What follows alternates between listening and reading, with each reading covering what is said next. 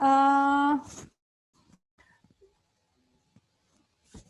Suara saya terdengar jelas nggak, Yosua atau Egya? Jelas, Bu. Oke, ya. Oke, hari ini atau minggu ini adalah minggu terakhir kita pertemuan kuliah, karena mulai minggu depan itu kalian sudah mulai masuk ke UTS, ya. Jadi UTS itu kita mulai di tanggal 9. Oke, materinya adalah sampai job desk, gitu ya, sampai job desk, sampai yang kemarin pembuatan tugas, ya. Oke, ada yang belum selesai bikin tugas job desk dan job spec-nya? Udah semua? Oke ya, minggu ini juga teman-teman ngumpulin tugas kelompok yang translate ya. Nah, itu jadi bahan-bahan yang teman-teman sudah punya semua itu bisa teman-teman baca untuk jadi bahan ujian nanti ya. Ujiannya saya belum tahu harinya hari apa, tapi bentuk soalnya adalah pilihan ganda, dan pilihan ganda mungkin ada sedikit benar salah, hanya 50 soal ya. Jadi nggak ada esai, 50 soal, karena untuk penilaian esai-esainya itu ada di tugas-tugas individu yang teman-teman udah bikin ya. Oke, jadi jangan lupa ya, tugasnya yang belum dikumpulin minggu ini terkait dengan job desk dan job spec, lalu juga tugas translate ya. Oke, saya akan ulas sedikit materi terkait dengan job desk ya. Job desk mungkin yang teman-teman udah terima PowerPoint-nya, teman-teman udah baca juga. Kemarin juga ada yang tanya di grup, saya lupa di grup yang sebelah mana. Tapi buat saya kalau misalnya teman-teman memang belum paham, it's okay gitu ya, teman-teman mending tanya aja daripada nanti teman-teman bingung. Atau kalau enggak pun sebenarnya dari e-book yang pernah saya kasih untuk teman-teman translate itu adalah e-book yang bagus, yang baru, yang terkait dengan analisa jabatan. Jadi teman-teman bisa pegang si e-book itu untuk jadi bahan bacaan, bahan pelajaran, dan juga siapa tahu kalau misalnya teman-teman nanti bergerak di bidang HR, si e-book itu bisa teman-teman pakai juga ya. Oke, hari ini saya akan ngebahas dulu tentang job desk. Nanti kalau misalnya ada yang masih belum paham, teman-teman langsung ini aja ya, raise hand atau kalau raise hand mungkin saya nggak begitu kelihatan, langsung tanya aja, atau tanyanya boleh di ini apa, ini namanya apa, chat ya, gitu. Oke, ini saya buka ini dulu PowerPoint-nya.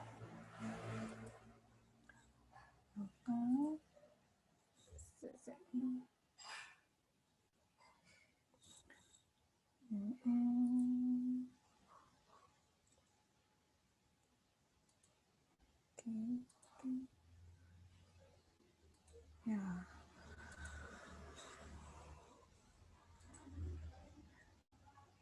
Oke ya, udah ada tampilan materinya di layar teman-teman semua? Udah ya?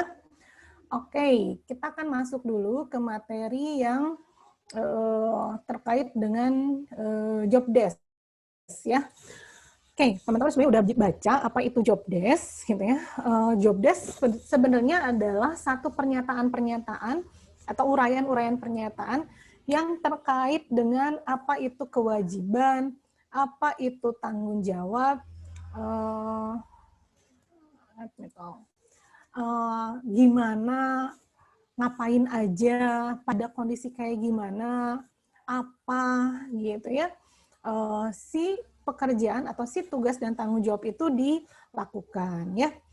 Nah, bedanya dengan kalimat-kalimat biasa, apa itu job desk?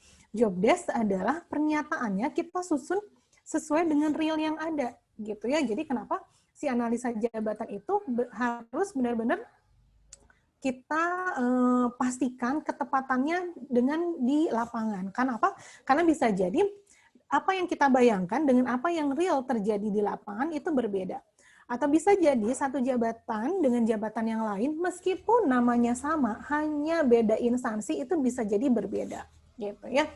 Jadi job desk itu udah penyataan yang sangat nyata, yang tertulis, gitu. Jadi kalau hanya sekedar ngomong-ngomong aja, jadi kalau misalnya kalian tanya gitu ya, misalnya kalian wawancara kerja, Terus kalian diminta untuk menjadi staf HR misalnya, atau di staf marketing gitu ya. Kalian tanya tuh sama pewawancaranya, kalau boleh tahu job desk saya apa saja gitu, atau apakah ada job desk yang memang mengatur mengenai apa yang harus menjadi tugas dan tanggung jawab saya. Kalau misalnya si pihak HR itu hanya sekedar ngomong-ngomong, kita belum pastikan gitu ya, apakah betul itu adalah job desk-nya atau enggak. Jadi kalian harus minta, ada nggak bentuk tertulisnya? Karena kalau hanya lisan aja, kita nggak bisa pertanggungjawabkan gitu ya. Kita juga bisa, saya nggak mau ngerjain itu gitu ya. Kenapa? Mana buktinya bahwa itu adalah pekerjaan saya? Gitu ya. Jadi itu yang kenapa misalnya di beberapa perusahaan ada yang misalnya saya nggak mau mengerjakan pekerjaan itu, kenapa? Karena itu bukan job desk saya, di list atau di daftar job desk saya nggak ada. Nah jadi orang-orang HR tuh harus jeli ya, jadi nggak boleh kalah licik sama pekerja gitu ya. Kalau misalnya setiap tahun ada upgrade informasi, upgrade struktur atau upgrade teknologi atau apa, itu harus teman-teman langsung perbaiki di dalam job desk-nya. Karena siapa tahu ternyata untuk saat ini pekerjaan itu udah nggak dilakukan oleh si jabatan ini. Atau misalnya ada pekerjaan baru, tapi siapa yang mengerjakannya? Nggak jelas. Jadi nanti nggak bisa main tunjuk-tunjuk aja misalnya, Dewi kamu ngerjain ini gitu ya. Apa itu memang tugas saya, atau Yosua kamu ngerjain ini ya gitu ya. Pak, betulkah itu adalah tugas saya? Apakah itu hanya sekedar permintaan? Yosua, Pak Yosua, saya minta tolong ya untuk mengerjakan itu. Nah, kalau misalnya hanya sekedar minta tolong, itu boleh saja misalnya, oke, itu hanya sekedar minta tolong, tapi bukan menjadi kewajiban saya untuk mengerjakan itu. Karena itu tidak ada di dalam job desk. Tapi kalau misalnya ada uraian pekerjaan-pekerjaan misalnya, terus Pak Yosua, Anda diminta untuk melakukan kontrak surat kerja misalnya gitu. Oh, saya nggak mau melakukan itu, atau saya nggak bisa. Nah, itu menjadi satu presiden buruk buat Yosua. Kenapa? Karena itu ada di dalam list job desk-nya. Gitu. Jadi bisa saja saya memberikan penilaian kurang baik buat Pak Yosua, karena ternyata dari sekian daftar job desk yang ada di perusahaan kami, ternyata Pak Yosua hanya melakukan sepersepuluhnya misalnya. Gitu ya. Jadi saya boleh dong misalnya pas nanti ada lebaran, pas ada reward perusahaan atau keuntungan perusahaan, Pak Yosua saya hanya kasih misalnya hanya 10% keuntungannya, atau hanya 0,00 sekian persen. Misalnya ya, atau kinerjanya saya berikan kurang baik. Kenapa? Karena memang tidak sesuai job desk. Nah, ini bisa juga jadi senjata buat para karyawan. Nah, ini bekal juga ya buat teman-teman yang misalnya nanti kalau kerja, misalnya nih, performance appraisal teman-teman itu dinilai kurang baik, gitu ya, sama perusahaan. Misalnya siapa ya, jangan Yosua lagi ya, nanti Yosua bosen nanti dipanggil terus. Misalnya ini siapa ini, Riah ya namanya ya. Oke, misalnya Riah nih ya gitu ya. Pak, kenapa saya diberikan penilaian kinerja untuk tahun 2020 ini, dinilainya saya kurang baik, nilai saya hanya 50 misalnya gitu ya. Boleh Pak saya terangkan bagian mana yang membuat saya kurang mampu dinilai baik misalnya gitu ya, atau performance appraisal-nya jadi 50 atau jadi jelek. Job desk mana Pak yang belum saya kerjakan? Gitu. Jadi boleh tuh gitu ya teman-teman tanya. Misalnya, ya tapi Bu Ria di sini belum mengerjakan kontrak, jadi selama 1 tahun ini proyek-proyeknya yang direncanakan sama Bu Ria nggak selesai, misalnya gitu ya. Dari mana Pak Bapak bisa melakukan hal itu gitu ya? Karena itu yang Bapak bilang itu bukan tanggung jawab saya, karena tidak ada di dalam job desk saya misalnya. Nah, itu bisa dipertanyakan juga ya gitu ya. Jadi jangan teman-teman misalnya job desk tahun 70-an, teman-teman masih pakai dengan untuk tahun 2020 gitu ya. Itu tahun 70-an tahunnya Rano Karno gitu ya. Sekarang mah udah apa ya, itu artis yang si jendela SMP itu gitu ya, kan udah beda gitu ya. Jadi jangan karyawan itu hanya nerima aja, atau jangan pihak HR tuh karena merasa udah ada job desk-nya ya udah aja begitu gitu ya. Makin pinter karyawan, orang HR harus lebih pinter lagi gitu ya. Oke, itu adalah catatan terkait dengan job desk. Oke, kemudian ya apa yang ditulis di dalam job desk ya, tadi saya bilang ya, jadi task, duty-nya apa, responsibility-nya apa yang menggambarkan si jabatan itu. Jadi di dalam job desk itu jangan sampai ada satu pernyataan tugas yang hampir sama atau bahkan mungkin kalimatnya sama dengan jabatan yang lain. Contoh misalnya orang keuangan, sama-sama mengurus tentang keuangan. Nah, kalau gitu jabatan ketua atau kepala bidang keuangan dengan anggota keuangan bedanya apa? Nah, itu harus jelas di dalam job desk-nya. Gitu ya. Jadi bisa jadi misalnya si anggota orang keuangan bilang, Pak Yosua sebenarnya selama ini yang membuat segala macam tentang laporan keuangan itu saya. Misalnya Bu Dewi itu nggak pernah tuh mengecek melakukan segala macam. Pokoknya Bu Dewi itu tahu beres aja. Boleh dong misalnya Pak Yosua mempunyai hak untuk, adakah kesempatan saya untuk naik jabatan? Ya nggak, kenapa? Karena pekerjaan-pekerjaan kepala bidang keuangan itu sudah dilakukan semua oleh Pak Yosua, gitu ya. Adakah kesempatan untuk Pak Yosua misalnya mutasi ketika ada kantor cabang yang memang itu memberikan kesempatan Pak Yosua megang satu pekerjaan yang lebih tinggi, gitu ya. Itu bisa jadi begitu. Atau misalnya Pak, Bu, misalnya kata Pak Yosua, ini performan appraisal saya hanya 70, padahal semua pekerjaan saya lakukan. Bahkan job desk yang ada di kepala bagian atau kepala bidang keuangan itu saya lakukan semuanya, gitu ya. Misalnya mengecek, memastikan, memonitor. Nah, jadi kalimatnya tuh harus jelas di dalam job desk. Jadi bedanya apa antara kepala bidang misalnya dengan staf keuangannya? Misalnya kalau kepala bidangnya misalnya memastikan, memonitor bahwa laporan keuangan telah selesai, sedangkan stafnya misalnya job desk-nya adalah menyusun. Run ya. Do you want to run it? Yang lagi makan mie ini. Nih saya mute dulu. Oke. Ya gitu. Jadi misalnya kalau si kepala bidang tadi memastikan, memonitor gitu. Nah, sedangkan si anggota menyusun laporan keuangan secara tepat sesuai dengan aktivitas yang real dalam satu bulan itu. Itu teman-teman harus tulis banget. Gitu ya, di dalam job desk-nya. Oke, kemudian nah, jadi job desk itu adalah hasil tertulis dari analisa jabatan yang menguraikan seluruh kewajiban, tanggung jawab terkait dengan apa, gimana, kenapa, pada kondisi seperti apa, yang itu akan menjadi dasar dari semua aktivitas SDM. Apa aja? Tadi, terkait dengan performance appraisal, terkait dengan gaji, terkait dengan pemberian bonus, terkait dengan kesempatan untuk promosi, terkait dengan bisa jadi ya misalnya ada kesempatan untuk demosi. Ya apa coba demosi? Ya turun ya, misalnya turun jabatan, itu kemungkinan ada. Atau mutasi. Misalnya Yosua yang asalnya di cabang Cimahi pindah ke cabang Cikalongwetan misalnya gitu ya. Kenapa? Karena tantangannya di Cikalongwetan tuh lebih besar dibandingkan Cimahi misalnya gitu ya. Sedangkan ini Pak Yosua ini secara performa appraisal-nya udah keren banget nih, semua job desk dia udah bisa lakukan gitu. Tinggal dikasih tantangan pekerjaan yang lebih besar gitu ya.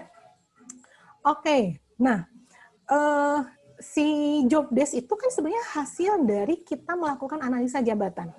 Gitu ya. Nah, jadi yang disebut dengan analisa jabatan adalah bagaimana proses kita melakukan aktivitas dan akhirnya bisa menetapkan syarat-syarat untuk dia bisa bekerja secara efektif dan efisien di jabatan itu apa. Gitu ya. Oke, mungkin terkait dengan definisinya teman-teman bisa baca aja. Oke, kemudian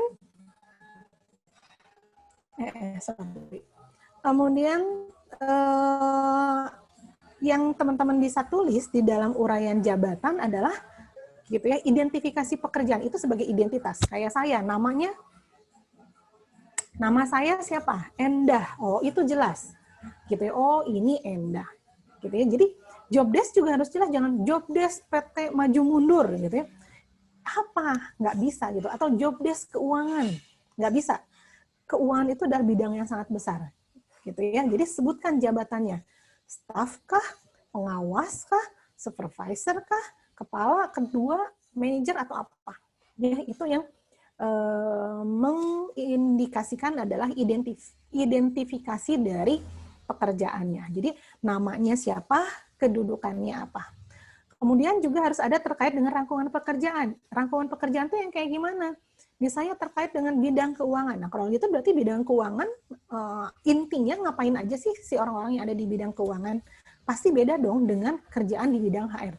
Pasti beda dong dengan bidang R&D gitu ya.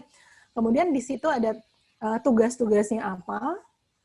Tugasnya kalian bisa tulis mulai dari tugas harian, tugas mingguan, tugas bulanan, tugas tahunan. Nah, ya itu bisa jadi. Misalnya setiap minggu teman-teman diminta untuk bikin laporan, berarti itu kalian tulis itu adalah tugas mingguan. Atau misalnya setiap bulan diminta untuk membuat laporan, tulis di dalam uraiannya tugas bulanannya apa aja. Kemudian tanggung jawabnya, tanggung jawab memberikan laporan, melaporkan, mengawasi atau apa ya. Kemudian hubungannya dengan jabatan lain. Si jabatan ini punya korelasi pekerjaan dengan bidang apa aja. Contohnya, misalnya kalau bidang HR, dia berkaitan dengan apa aja. Oh, misalnya dengan bagian administrasi. Terkait dengan apa? Terkait dengan surat-surat yang masuk, kontrak, segala macam. Terus ada kaitannya juga dengan bagian legal. Ngapain tuh dengan bagian legal? Terkait dengan kontrak kerjasama, kontrak kerja, misalnya kontraknya Pak Yosua di PT Maju Mundur itu cuma sebulan sekali, 3 bulan cuma sebulan, 3 bulan atau 1 tahun, gitu ya. Jadi misalnya nih Pak Yosua habis kontraknya 30 Oktober bulan kemarin, sekarang tanggal 2 November, boleh nggak Pak Yosua nggak masuk kantor kalau surat kontraknya belum ada? Boleh. Kenapa? Nggak ada keterikatan. Makanya kenapa orang HR, orang legal harus pastikan sebelum masa kontrak itu selesai, berakhir, itu kontrak harus diperbaharui lagi. Apakah mau diperpanjang, apakah mau diputus. Gitu. Atau siapa tahu mungkin Pak Yosua udah bosen. Bu, saya mau berhenti dari perusahaan Ibu. Oh, kenapa Pak Yosua? Karena saya mau nikah. Kebetulan saya nikahnya dengan anak konglomerat, Pak, Bu. Jadi nggak perlu lagi kerja di sini. Jadi saya dikasih warisan 1 pabrik misalnya. Pabrik apa Pak Yosua? Pabrik kerupuk misalnya. Ya, Bu, terserah lah ya. Jadi itu yang harus disampaikan ya gitu. Kenapa? Itu nanti akan dampaknya terkait dengan keuangan, gitu ya. Orang keuangan nggak akan mau mengeluarkan uang kalau nggak ada kontrak yang jelas. Jadi misalnya nih, Yosua merasa bahwa saya sudah mulai kerja dari 1 November nanti sampai akhir bulan November, bisa surat kontraknya belum turun-turun, gitu ya. Bisa jadi nanti di akhir bulan November Yosua nggak digaji, gitu. Kenapa? Karena orang keuangan nggak mau mengeluarkan gaji kalau misalnya si surat kontrak yang menyatakan bahwa Pak Yosua adalah karyawan di perusahaan ini itu ada, gitu ya. Jadi itu pekerjaan orang HR juga. Atau misalnya ternyata orang HR itu berkaitan juga atau ada relasinya dengan marketing, gitu ya. Terkait apa? Nah, jadi teman-teman tuh tahu, oh jadi orang HR tuh ada kaitannya dengan orang marketing tuh terkait dengan apa ya? Gitu ya, atau jangan-jangan dengan satpam, gitu ya, atau misalnya dengan apalagi dengan direksi langsung, misalnya dengan komisaris, dengan SPI, serikat pekerja, nah kan itu bisa juga ya, dengan kepolisian, gitu ya, misalnya apa? Kalau ada kasus-kasus yang memang berkaitan dengan kepolisian, atau dengan hotel, perhotelan, misalnya kenapa? Kalau misalnya si perusahaan ini butuh tempat untuk misalnya melakukan pelatihan-pelatihan, gitu ya, jadi itu relasi yang dimiliki oleh si jabatan itu. Nah, kenapa kita mesti menurunkan juga dia relasinya dengan apa aja? Karena nanti akhirnya kita akan menentukan orang yang kayak gimana ya, yang dia mudah menjalin relasi dengan bagian-bagian yang lain. Gitu. Orang yang seperti apa ya, yang dia akan mudah memahami bagaimana interaksi dia dengan jabatan yang lain. Gitu ya. Oke, kemudian gimana cara kita mencoba menuliskan job desk yang baik? Formatnya sebenarnya sudah ada ya, tapi setiap perusahaan itu beda, gitu ya. Jadi nggak ada bakunya harus sama banget, itu enggak. Gitu. Yang penting tadi, yang penting harus ada nama jabatannya, identitasnya, tugasnya gitu ya. Tapi kalau misalnya kita mau bikin format tersendiri, karena ini kita dalam rangka latihan analisa jabatan, ya kita coba bikin ya. Oke. Nah, yang akan saya bahas di sini adalah format job desk yang banyak digunakan dan coba kita combine di beberapa instansi gitu ya. Oke, ada 8 hal yang mesti ada ya tadi ya. Job title, brief summary atau ringkasan, activity-nya apa, tools-nya, equipment use-nya apa. Jadi misalnya perlengkapan apa saja yang digunakan oleh orang di jabatan itu. Sama seperti misalnya marketing, dicari marketing yang bisa yang mempunyai SIM A. Kenapa harus pakai ada persyaratan SIM A-nya? Karena ternyata misalnya sebagai seorang marketing dia harus mampu mengendarai kendaraan atau jangan-jangan bakal dikasih mobil gitu ya. Work context. Jadi konteks pekerjaannya di bidang apa? Konteksnya apa? Kemudian terkait dengan performance standar gitu ya. Jadi standar tampilan kerjanya yang harusnya yang seperti apa? Informasi terkait dengan kompensasi. Nah, ini juga teman-teman bisa tulis ya, walaupun ada beberapa literatur yang mengatakan kita nggak ngutak-ngatik mengenai gaji gitu ya kalau di dalam analisa jabatan. Tapi penting juga kita menuliskan informasi mengenai gaji untuk kita sesuaikan apakah si gaji yang dia terima itu sesuai nggak dengan apa? Dengan titelnya, dengan aktivitasnya, dengan tools yang dia pakai, dengan konteks pekerjaan yang dia pakai. Gitu. Saya kemarin lihat di Instagram tuh ada tayangan video singkat terkait dengan aktivitas pekerjaan teman-teman kita di kilang minyak. Nah, mereka kan di tengah laut, gitu ya. Mereka di tengah laut yang tengah laut itu kan ombaknya gede banget gitu. Kalau cuaca jelek itu makin jelek lagi lah si ombaknya gitu. Dan mereka baru bisa ke darat tuh sekian bulan sekali. Gitu ya, sampai dilihatin kan, wah serem juga ya kerja di kilang minyak gitu ya. Nah, itu ada kalau di dalam analisa jabatan itu ada informasi mengenai gajinya. Sehingga kita bilang, oh wajar aja dong teman-teman yang kerja di kilang minyak gajinya gede banget. Kenapa? Ya serem atau di tengah laut, ya enggak? Wah, ombak tuh tinggi gitu ya. Belum lagi misalnya Yosua ketemu pacarnya yang biasanya tiap hari meet up gitu ya. Kalau kerja di kilang minyak mungkin cuma 6 bulan sekali baru bisa ketemu. Mending kalau pas teleponan ada sinyal. Kalau lagi cuaca buruk nggak ada sinyal. Gitu ya. Misalnya Yosua pengen makan seblak, nggak ada. Yosua di kilang minyak pengen seblak tuh nggak bisa semudah itu. Gitu ya. Jadi itu adalah hal-hal yang memang tidak bisa diperoleh oleh orang-orang yang kerja di kilang minyak, sehingga kompensasinya adalah terkait dengan fee-nya atau compensation-nya, gitu ya. Atau misalnya tentara yang sekarang sedang ditugaskan jadi itu kalau yang psikologi itu di Wisma Atlet ya, di tim Satgas COVID-19. Gajinya sama nggak dengan tentara yang lain? Gaji pokoknya itu sama. Gaji terkait dengan kepangkatannya itu sama, tapi dia dapat gaji tambahan lain apa? Karena dia sebagai tadi Satgas COVID-nya itu dari pemerintah. Nah, gitu ya. Kenapa? Pekerjaannya lihat, gitu ya. Dia harus banyak berinteraksi dengan pasien-pasien yang kemungkinan bisa menularkan ke dia, gitu ya. Atau mungkin dia kesempatan untuk pulang kampung ketemu keluarganya juga jarang-jarang, gitu ya.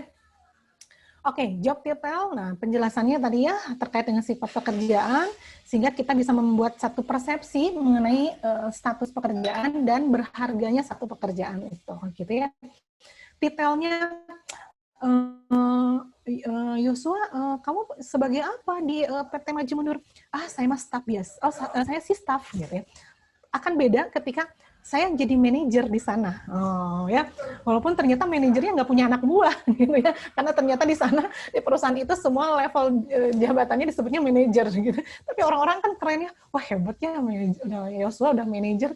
Ternyata di perusahaan itu manajer tuh belum tentu dia punya anak buah, gitu ya, karena ada juga di beberapa instansi di BUMN dia levelnya level manajer, band 3, gitu ya, itu level manajer, tapi manajer tidak punya bawahan gitu ya. Nah, itu yang menjadi titel jabatan di satu instansi, karena dengan instansi lain bisa jadi berbeda. Oke, kemudian ya summary ringkasan ya. Nah, biasanya teman-teman bisa dapat tuh iklan perusahaan multinasional terkait perusahaan konstruksi, perusahaan kosmetik, gitu ya. Teman-teman bisa dapetin misalnya di brosur-brosur, atau kalau ada posting-posting di berita atau di media massa, atau misalnya perusahaan BUMN, gitu ya, udah wah BUMN gitu ya. Terus teman-teman ngebayangin semua BUMN tuh Telkom semua atau Pertamina semua gitu ya. Padahal ternyata misalnya BUMN-nya di Wijaya Karya, konstruksi ya, Wijaya Karya itu yang bikin bangunan gitu, yang bikin jalan, atau Jasa Marga itu kan BUMN juga, atau PT KAI, PT Pos itu BUMN juga. BRI, nah itu BUMN juga, gitu ya. Tapi summary-nya adalah tentang BUMN. Activity-nya, ya, jadi terkait dengan informasi faktual yang dilakukan oleh orang di jabatan itu apa, gitu ya. Nih, misalnya Tresno Kusumaya itu laki-laki atau perempuan ya? Laki-laki, Bu. Oh, laki-laki, ya. Nih, misalnya Mas Tresno, gitu ya. Mas Tresno apa jabatannya, gitu. Oh iya, saya sebagai manajer keuangan di PT ABC, misalnya gitu ya. Nah, ini aktivitas yang dilakukan oleh Mas Tresno tiap harinya ngapain aja, gitu ya. Terus kita misalnya frame-nya, wah hebatnya kalau manajer keuangan tuh pasti duitnya banyak, gitu ya. Namanya juga uang, coba manajer megang keuangan lagi. Ternyata misalnya yang dilakukan Mas Tresno itu nggak megang uangnya, hanya megang tulisan si uangnya, tulisan 1M, tapi hanya bentuk tulisan aja gitu, nggak megang duitnya, misalnya gitu ya. Nah, itu yang teman-teman harus tulis di dalam work activity ya. Kemudian job konteksnya, nah ini terkait dengan lingkungannya di mana, misalnya di pusat kota gitu ya, atau misalnya perusahaan yang sedang berkembang. Nah, itu konteks tuh ya. Berarti dituntut orang-orang yang seperti apa. Atau misalnya perusahaan multinasional atau perusahaan internasional gitu ya. Yang kita bisa lihat, oh, kalau dia judulnya aja adalah perusahaan internasional, kalian jangan berani-berani ngelamar ke situ kalau bahasa Inggris kalian nilainya E atau D. Kenapa? Udah jelas-jelas kalau kalian lihat perusahaan internasional itu CV-nya aja udah diminta bahasa Inggris. Wawancaranya juga nggak mungkin pakai bahasa Sunda atau pakai bahasa Inggris gitu ya. Ini itu harus teman-teman akan lagi. Ya suka ada juga sih. Ya Bu, coba-coba ya sih kalau tahun 60-an coba-coba sih is okay ya gitu. Tapi kalau sekarang sih susah kalau hanya sekedar coba-coba gitu ya. Atau physical demands-nya gitu. Jadi yang dituntut pekerjaan yang seperti apa gitu ya. Atau level of responsibility-nya, temperaturnya, number coworker-nya gitu ya. Pekerjaan yang startup. Nah, ini kebetulan saya lagi nonton film drama Korea startup. Nah, ini siapa yang suka nonton juga? Nah, ya, startup dengan unicorn gitu ya. Nah, ini kan beda gitu ya. Bu, saya diterima kerja. Oh, diterima di mana? Di perusahaan startup. Nah, di frame kita sudah kebayang tuh. Kalau perusahaan startup itu akan berapa banyak karyawannya. Gitu. Ya. Oke. Terus juga level bahayanya. Gitu ya. Tadi ya, terkait misalnya kalau yang di kilang minyak tuh kayak gimana. Oke, kemudian apa itu performance standar? Nah, performance standar itu adalah performance standar yang memang diperlukan di dalam satu pekerjaan terkait dengan rangkuman deskripsinya kayak gimana, kinerjanya seperti apa, dan standarnya kayak gimana. Misalnya, minimal menguasai bahasa Inggris. Berarti standar minimalnya bahasa Inggris itu menjadi minimal. Gitu ya. Misalnya, Yosua diterima di perusahaan Korea. Nah, udah pasti nih bahasa Inggris harus dipegang. Tapi perhatikan juga ya, misalnya di perusahaan Koreanya sebagai apa, ya Kan ada tuh di perusahaan Korea juga yang tugasnya nyabitin rumput ya gitu ya. Tapi dia juga tetap diajarin bahasa Inggris lah sedikit lah gitu ya. Terus akhirnya dia akan belajar bahasa Korea juga gitu ya. Oke, itu kemudian kompensasi ya. Jadi ini grade salary-nya. Jadi misalnya kayak sekarang lagi heboh UMR. Nah, kalian nanti kalau pas misalnya ngelamar kerja kan kalian rata-rata lagi skripsi ya sekarang, bukan skripsi apa, puspen. Nanti bentar lagi skripsi. Terus nanti misalnya pas lagi skripsi ngelamar kerja gitu ya. Terus kalian ditanya misalnya sama pewawancaranya, Mbak mau digaji berapa? Ya saya mau sesuai UMR aja. Teman-teman harus ingat, itu UMR perusahaan mana? Perusahaan mana? Di kota mana? Karena UMR Cimahi, UMR Kabupaten Bandung Barat, UMR Kota Bandung, UMR Karawang, itu beda. Gitu ya. Jadi teman-teman mesti minimal ada informasi lah gitu ya. Kira-kira kalau UMR itu berapa ya untuk kota ini? Meskipun misalnya teman-teman S1. Jadi nggak sama tuh semua level S1 satu Indonesia sama, enggak. Gitu ya. Untuk perusahaan BUMN juga sama, dia punya standarnya tuh gitu ya. Standar dia baru masuk itu gajinya berapa gitu. Tuh ada. Waktu itu kemarin saya ada list ya gitu ya. Jadi kalau di perusahaan ini dia gajinya berapa pas baru masuk, terus nanti dia naik level lagi dia akan naik gajinya berapa. Terus juga faktor-faktor kompensasinya apa saja yang nanti akan menentukan salary gitu ya. Misalnya gaji pokok, uang tunjangan, uang transport, uang makan, asuransi, apalagi nih komponen-komponennya. Ada bonus misalnya gitu ya. Bonus diberikan ketika apa? Nah, itu mesti jelas juga ya di dalam laporan analisa jabatan. Jadi kalau misalnya pokoknya gajinya 1 juta sebulanan gitu ya. Apa saja itu komponen pekerjaannya gitu ya. Oke, nah ini job kompetensi. Kalau nggak salah ini banyak kemarin yang tanya-tanya juga terkait dengan KSAOS ya gitu. Nah, job kompetensi ini isinya apa? Isinya terkait dengan job spesifikasi atau kompetensi yang dimiliki untuk orang yang duduk di jabatan itu bisa optimal ketika dia kerja, gitu ya. Apa aja kompetensinya?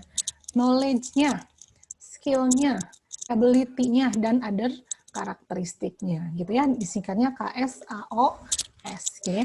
Jadi job spec atau kompetensi dibikin berdasarkan si tipe KSOS-nya ini, gitu ya, terkait dengan yang dibutuhkan untuk bisa identifikasi si jabatannya. Kemudian, Nah, knowledge itu apa? Berarti pengetahuan yang memang dimiliki oleh orang-orang yang bisa duduk di jabatan itu apa? Dia mesti tahu apa? Gitu ya. Skill-nya, dia punya keahlian apa?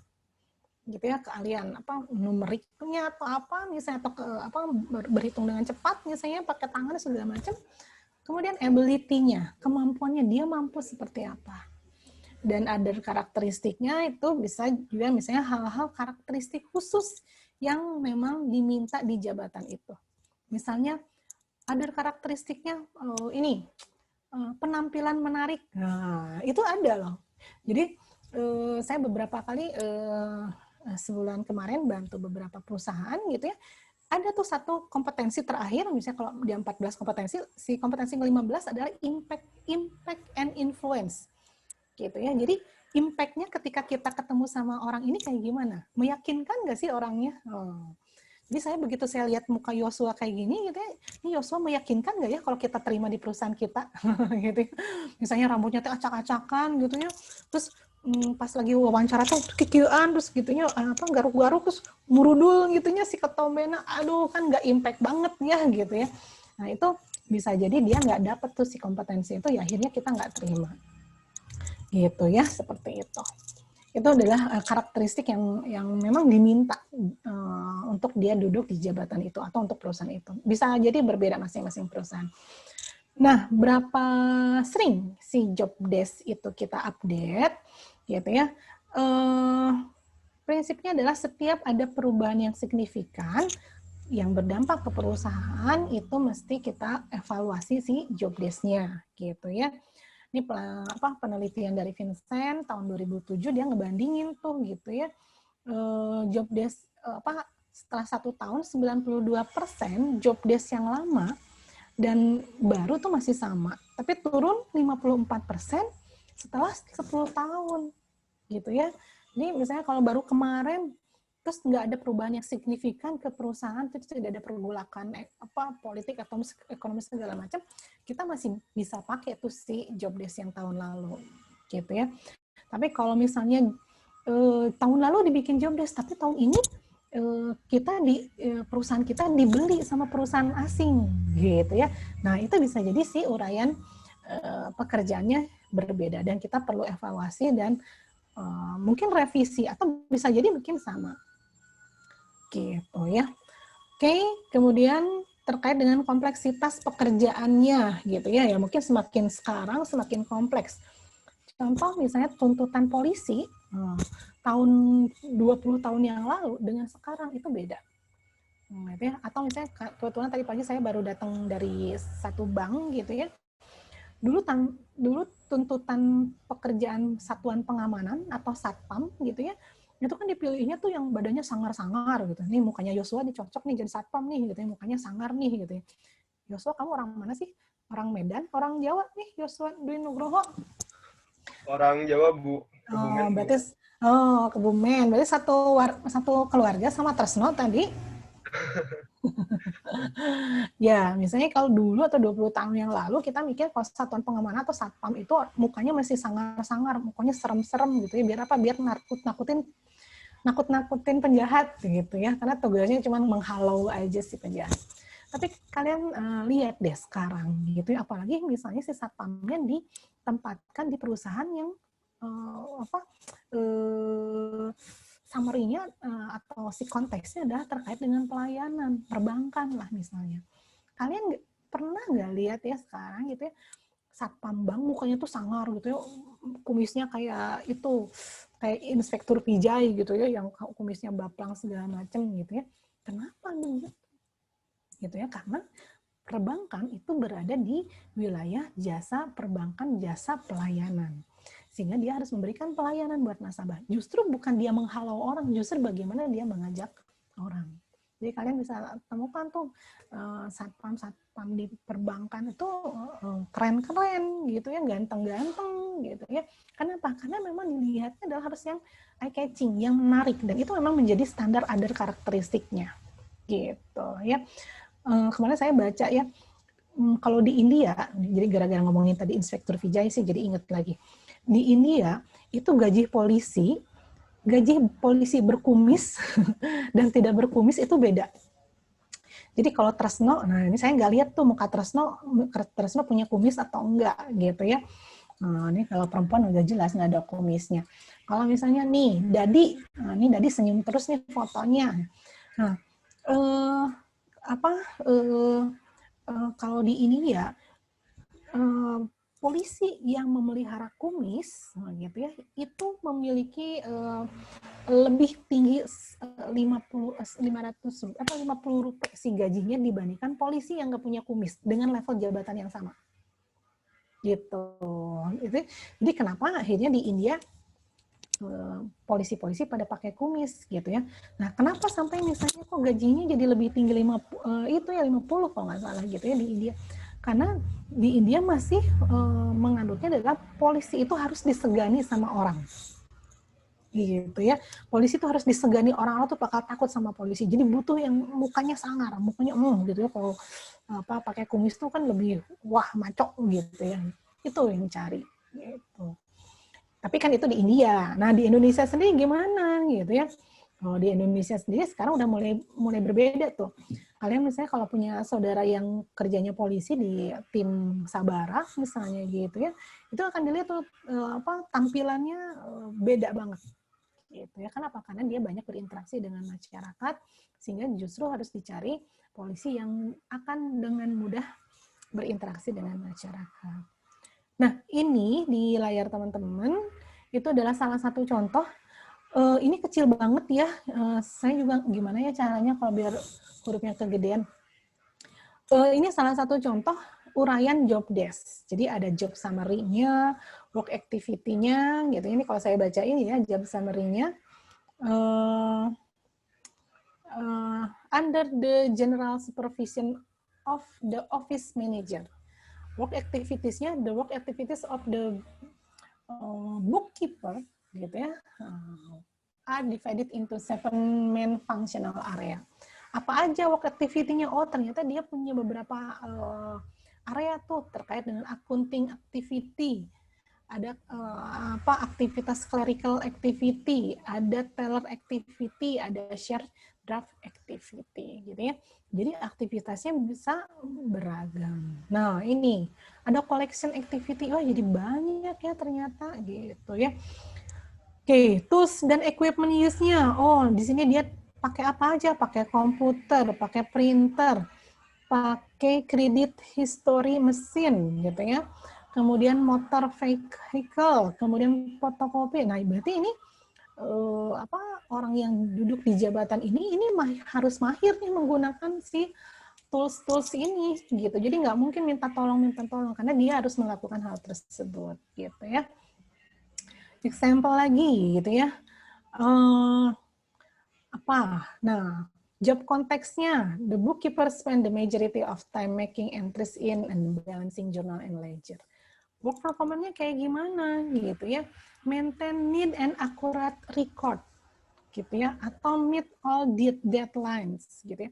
Nah, terus ada informasi juga terkait dengan kompensasi grade 6. Apa itu grade 6? Nah, di perusahaan itu dia punya level gaji, gitu ya. Oke, job kompetensinya misalnya ya. Have a high school diploma and a basic knowledge of math and English, gitu ya. Jadi kompetensi dasarnya dia harus lulusan diploma tuh dan punya pengetahuan dasar terkait dengan matematika dan bahasa Inggris, gitu ya. Understand financial document, mesti paham dong dokumen-dokumen tentang keuangan, gitu ya. Karena apa? Karena memang ternyata pekerjaannya banyak terkait dengan keuangan. Tapi itu baru kompetensi yang kita minta ketika kita hire orang itu. Gitu ya. Nah, kalau after hire, si bookkeeper mas gimana? Learn general office procedure. Dia harus belajar, gitu ya, mengenai prosedur kerja secara umumnya seperti apa, gitu ya. Dia harus mempelajari terkait dengan form-form, karena mungkin kalau kerja banyak formulir-formulir, banyak file-file, berkas-berkas yang harus dipelajari, seperti itu ya. Oke, ini job desk typically-nya. Ada identifikasi, job purpose, main accountability, dimension, nah gitu ya. Kemudian working relation, authority, kewenangannya, job challenges-nya. Nah, jadi tantangannya apa? Jangan lupa ya, tantangan jabatan itu apa? Contoh nih, Yosua, saya panggil Yosua ya, karena kamera Yosua itu ada tepat di bawah saya, gitu. Jadi saya gampang ketemunya. Yosua, punya kakak nggak Yosua? Punya, Bu. Punya. Udah kerja atau masih kuliah? Kerja. Oke, kerjanya di mana?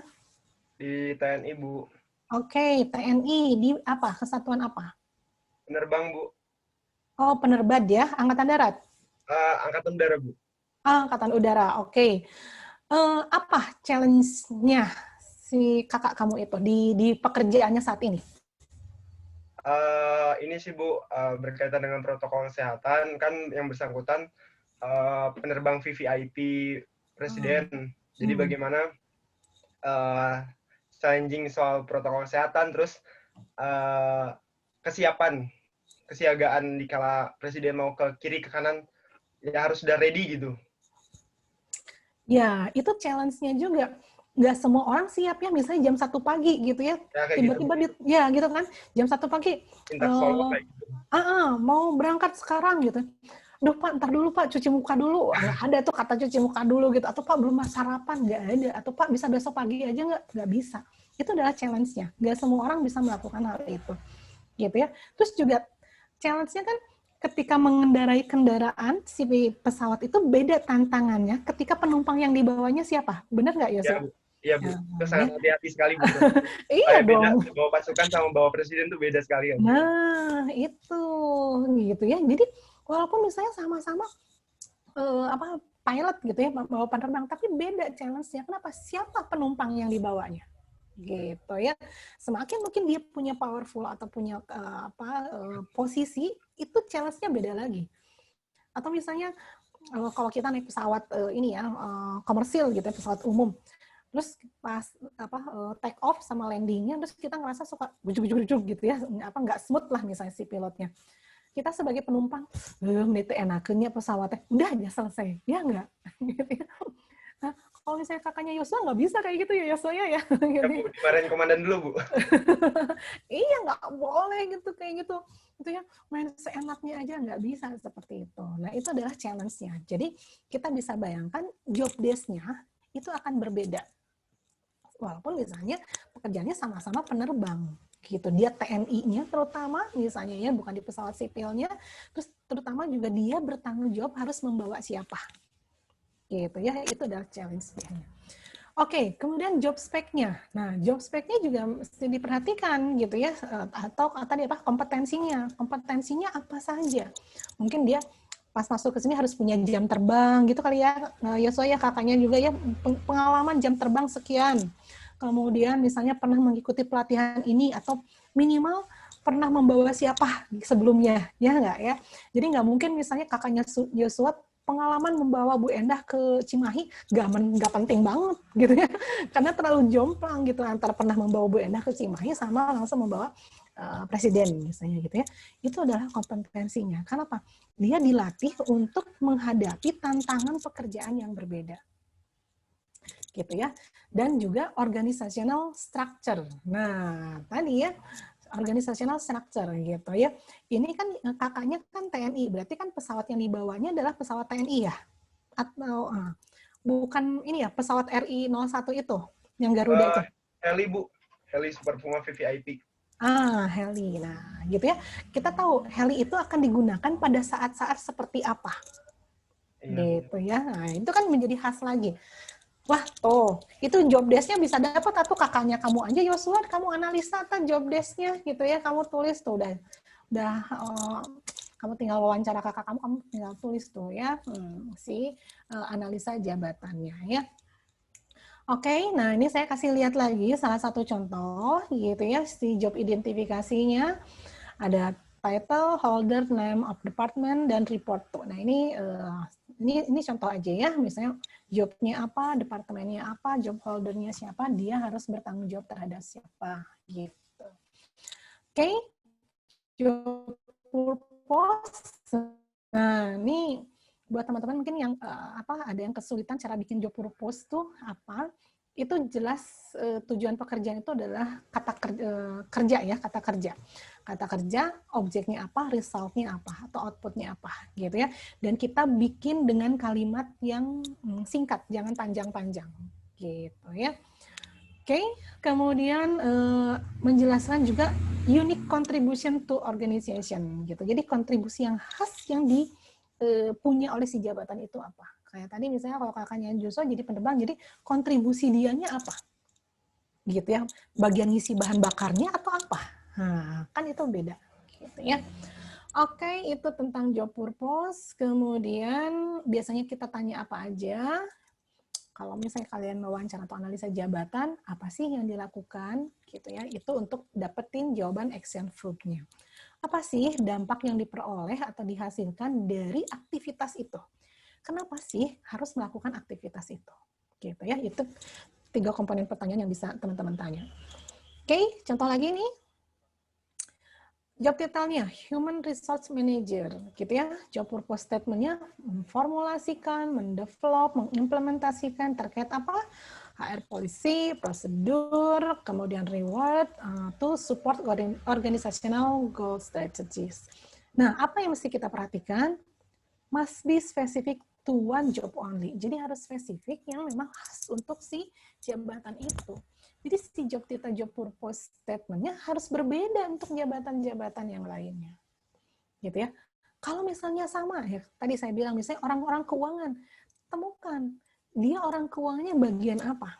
Kepalanya atau stafnya? Gitu ya. Bu, dia sama-sama staf. Nah, kalian kenali lagi, apakah sama-sama staf, semua staf itu pekerjaannya sama, atau ada yang membedakannya? Saya staf 1, Hana staf 2, atau Dewi staf 3. Nah, bedanya saya, Hana, dan Dewi, apa ya aktivitasnya? Oke ya. Oke, kalau tetap nggak nemu gitu ya, nah kita coba lihat apakah masih perlu penyesuaian atau enggak. Oke, working relation tadi saya udah cerita, cari info nih. Ini teman-teman tanya tuh kalau pas wawancara atau analisa kerja tuh ya, analisa jabatan.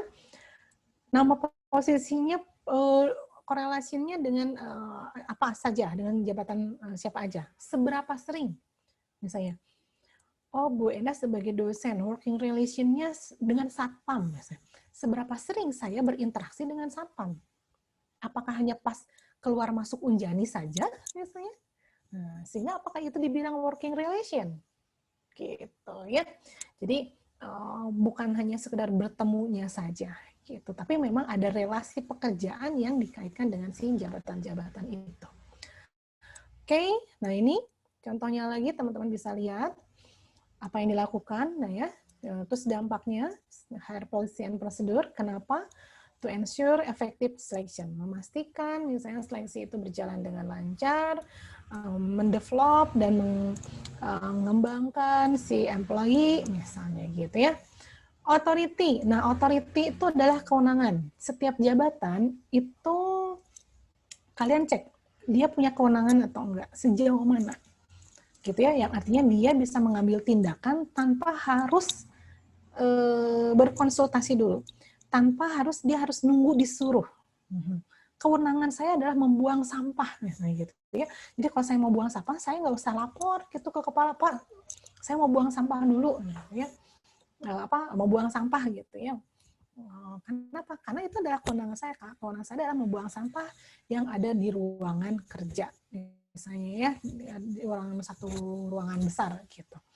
Atau misalnya authority-nya terkait dengan saya di jabatan ini punya kewenangan untuk menetapkan siapa yang bisa saya ajak pergi ketika survei di lapangan.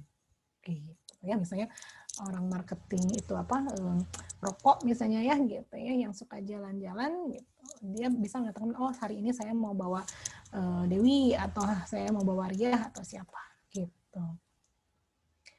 Oke, authority. Oke, sampai sini sebelum saya masuk ke job spec-nya, ada yang mau ditanyakan dulu atau enggak? Sambil saya minum dulu.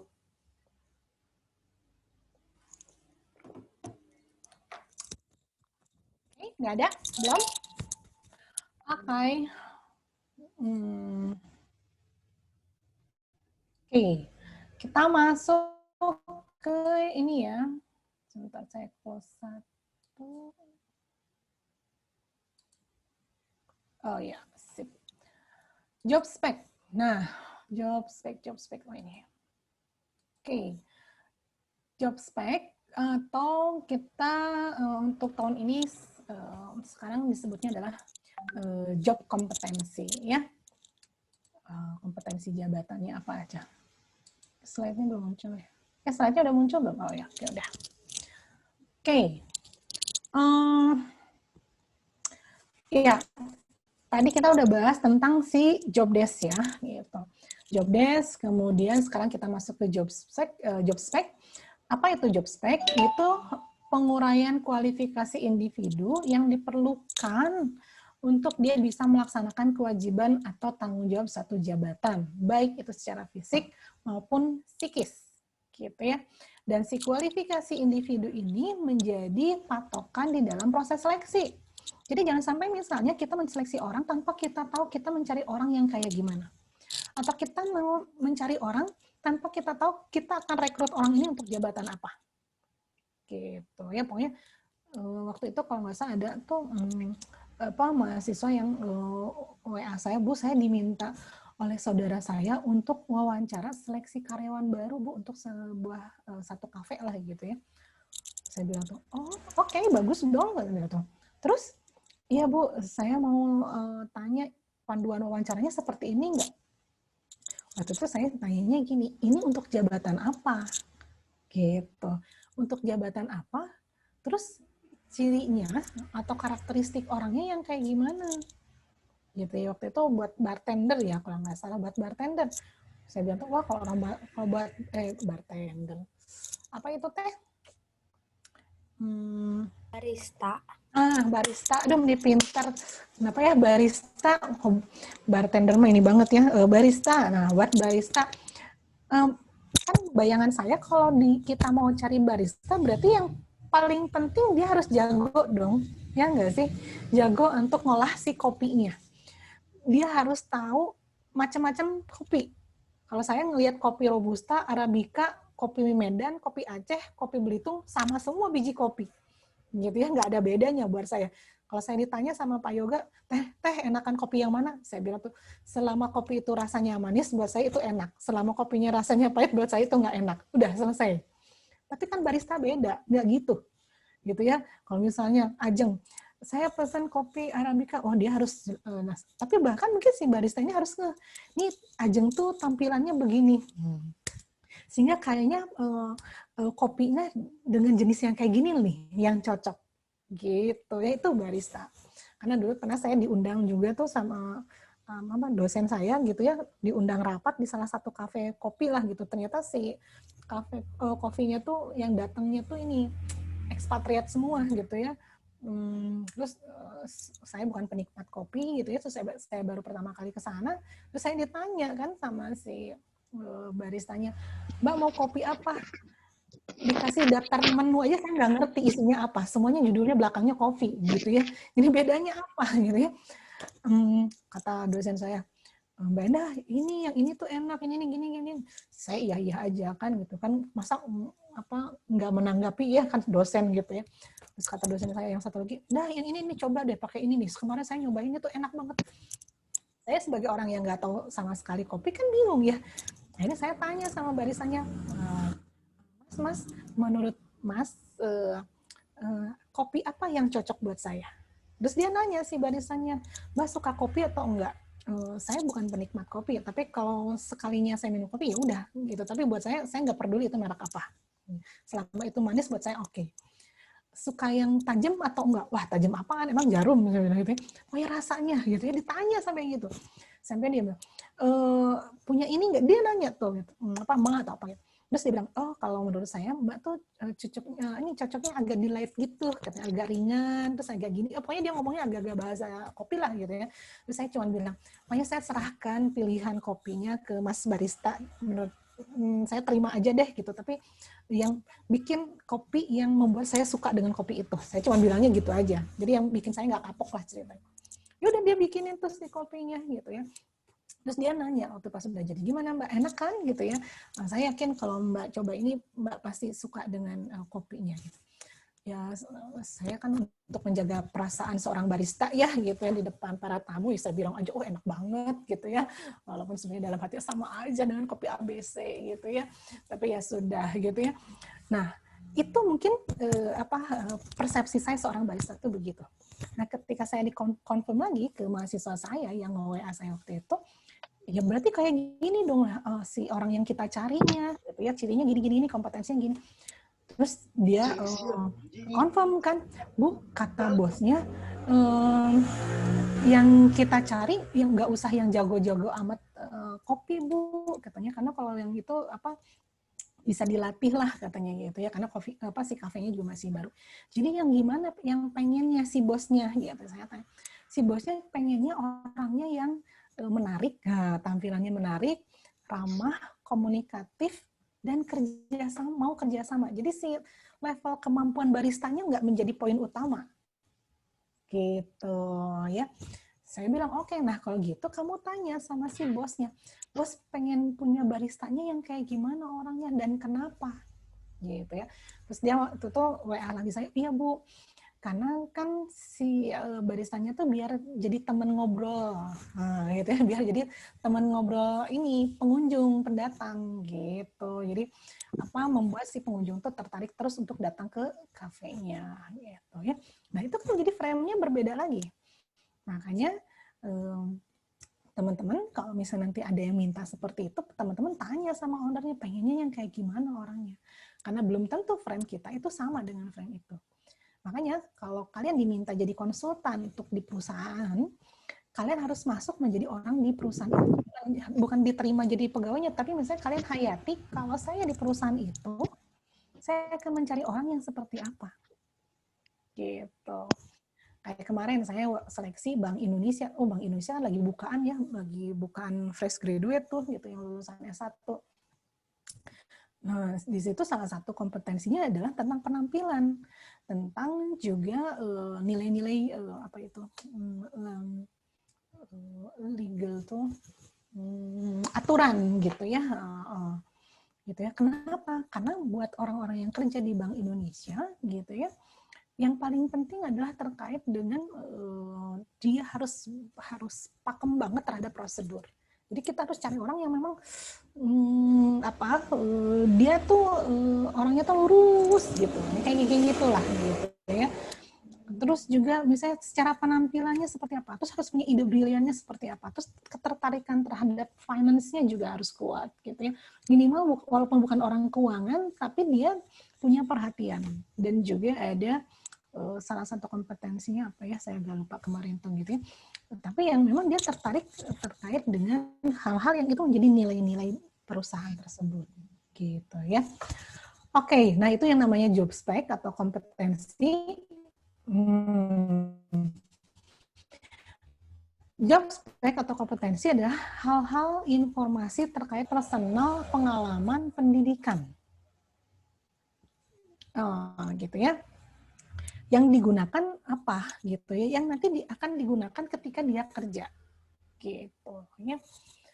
Oke, kemudian kata si tokoh lain terdiri dari atribut individu yang dibutuhkan untuk melakukan tugas dan tanggung jawab dalam satu pekerjaan gitu ya. Paham? PhD, MD, MBA, ADD, MSW misalnya atau apa gitu ya. Jadi itu yang tertulis di dalam kompetensi jabatan. Oke, kemudian kualifikasi yang tepat untuk suatu pekerjaan adalah yang paling sulit di dalam job analysis. Ya, kenapa paling sulit? Karena ini harus banyak dilakukan prodding untuk benar-benar kita paham hal-hal apa yang harus dimiliki oleh orang yang ada di jabatan itu. Gitu ya. Sehingga job spec sering disertakan sebagai bagian besar dari job desk. Gitu. Oke, nah setelah misalnya teman-teman bikin analisa jabatan, ada uraian jabatannya, ada juga kompetensinya, itu nanti nggak serta-merta itu langsung diterima begitu aja ya. Tapi direview dulu sama atasan kalian atau sama si orang yang ada di jabatan itu untuk memastikan betul nggak atau akurat nggak apa yang dia tuliskan gitu ya. Oke. Merefleksikan batas minimum, bukan kualifikasi ideal. Jadi bukan idealnya ya. Jadi bukan idealnya seorang suami bagi Dewi itu atau bagi Ajeng itu yang gimana? Saya pengennya yang tingginya 185 kata Ajeng. Kulitnya putih, matanya sipit, rambutnya lurus gitu ya.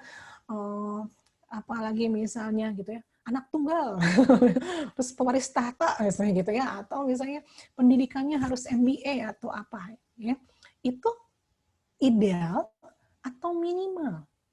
Karena kalau yang ideal kita akan susah cari orang yang ideal, tapi minimal, gitu ya, ya minimal tingginya 150 misalnya gitu ya. Jadi ketika ada orang yang melamar tingginya 151 masih masuk kategori nggak? Masih masuk. gitu ya. Tapi kalau misalnya idealnya 170, jadi idealnya gitu ya, wah nanti agak susah gitu ya. Oke, job spec mungkin menghilangkan kaum minoritas gitu ya. Minoritas dari yang apa ya, ngelihat wah ini harus perempuan aja terus laki-laki aja, itu enggak gitu ya.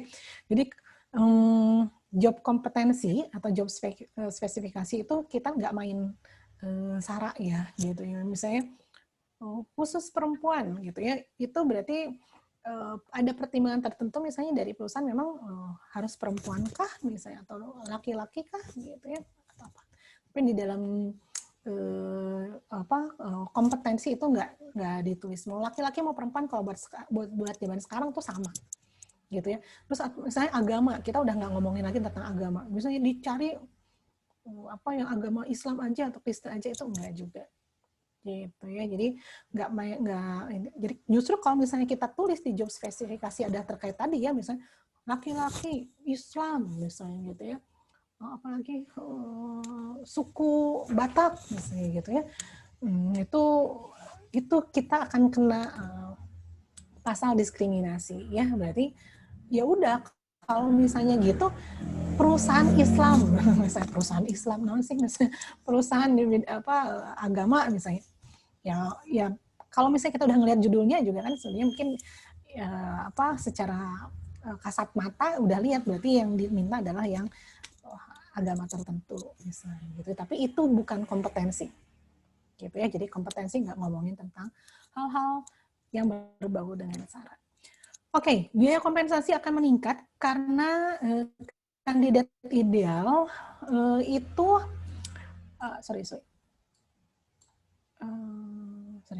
ya, jadi biaya kompensasi akan meningkat karena kandidat ideal harus dikompensasi lebih banyak daripada kandidat dengan keterampilan lebih rendah. Iya, gitu ya. Jadi kalau benar-benar kita bikin standarnya ideal, ya kompensasinya juga harus ideal dong, gitu ya. Jadi kita nggak ambilnya ideal, tapi standar minimalnya apa? Lowongan kerja akan lebih susah untuk diisi. Nah, tadi ya saya bilang ya, kalau misalnya kita cari dengan kandidat ideal. Oke, memasukkan persyaratan yang nggak penting dalam job spec bisa jadi menjauhkan kandidat yang berkualifikasi dari seleksi. Gitu ya. Misalnya dicari khusus lulusan psikologi Unjani, gitu ya. Ternyata nggak ada yang daftar, kumaha tah gitu ya. Ternyata yang daftar banyaknya misalnya dari universitas misalnya Jambi misalnya gitu ya. Nanti nggak dapet gitu ya. Padahal bisa jadi mungkin di Universitas Jambi ada yang berkualifikasi, punya kualifikasi, tapi jadi nggak keambil. Karena apa? Karena ada syarat tadi. Nah itu nggak begitu ya. Oke, kemudian kegunaannya untuk apa? Bikin kandidat bahwa kita bisa lihat si kandidat itu memenuhi syarat atau enggak. Terus kita akan bantu tim rekrutmen untuk memahami kualifikasi, kualitas, dan karakteristik yang harus dimiliki oleh kandidat. Terus memberikan informasi yang mendetail mengenai keterampilan yang harus dimiliki apa. Gitu ya. Dan kita sebenarnya ngebantu juga si pekerja yang lamar bahwa dia melamar ke perusahaan kita itu akan cocok, itu akan tepat. Gitu ya. Jadi jangan sampai kita merekrut orang yang kita prediksikan dia nggak optimal nanti kerjanya. Kasihan dianya. Kasihan perusahaannya nggak dapat orang yang oke, kasihan dianya apa? Nanti keseret-seret. Gitu, atau merasa sangat terbebani, malah nanti stres. Gitu ya. Jadi wah stres, beban kerjanya gini, ini harus dipertanyakan nih gitu. Waktu itu tim rekrutmennya kayak gimana? Gitu ya. Atau misalnya, Bu, di antara yang daftar misalnya gitu ya, itu nggak ada yang memenuhi kompetensi yang dicari.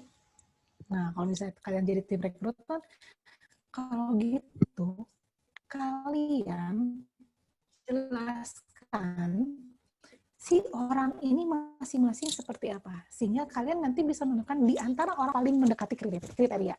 Gitu ya. Jadi misalnya si perusahaannya butuh banget orang. Oke, agak lain. Butuh banget orang gitu ya. Pengennya tuh begini. Nah, ini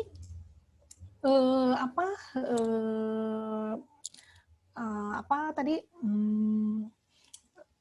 kita bisa prediksikan ini yang mana nih yang kira-kira paling pas.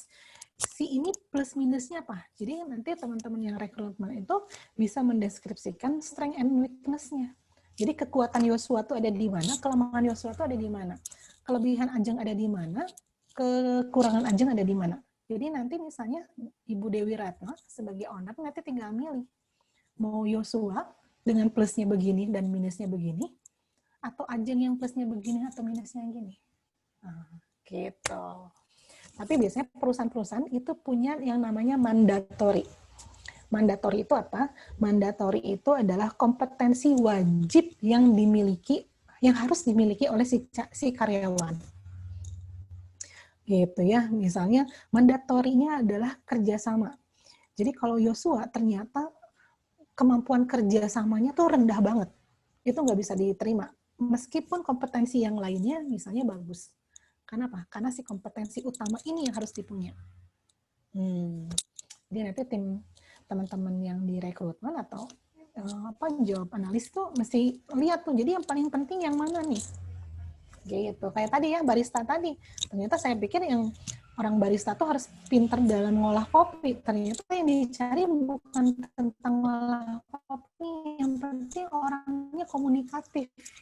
Nah, berarti ketika dia jago barista, ngolah kopi, tapi dia nggak komunikatif, bisa jadi nggak diterima. Gitu ya, karena itu menjadi hal yang mandatori. Gitu, itu namanya mandatori. Oke, kemudian ini adalah analisa mengenai job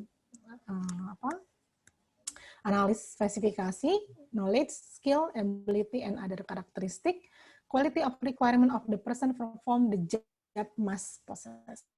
Gitu ya. Kemudian knowledge itu refer to factual or procedural that is necessary for successful si person di tasnya. Kalau skill is an individual level of proficiency at performing. Jadi keahlian yang dia mampu jadi tampil dan menjadi beda dengan orang lain itu apa. Ability, ini terkait dengan apa? Misalnya ketahanan, kapabilitas, enduring gitu ya, tahan banting gitu ya. Oke, other karakteristik might be personality, jadi terkait dengan personalnya gitu ya, orangnya ramah gitu ya. Kalau misalnya mau pakai kepribadian, pakai tes DISC, misalnya yang dicari adalah tipe DI, nah, itu bisa jadi ya. Oke, might be personality traits such as one, achievement, motivation, or persistence gitu ya. Jadi karakteristik pribadi yang memang menjadi khas untuk dia bisa duduk di jabatan itu.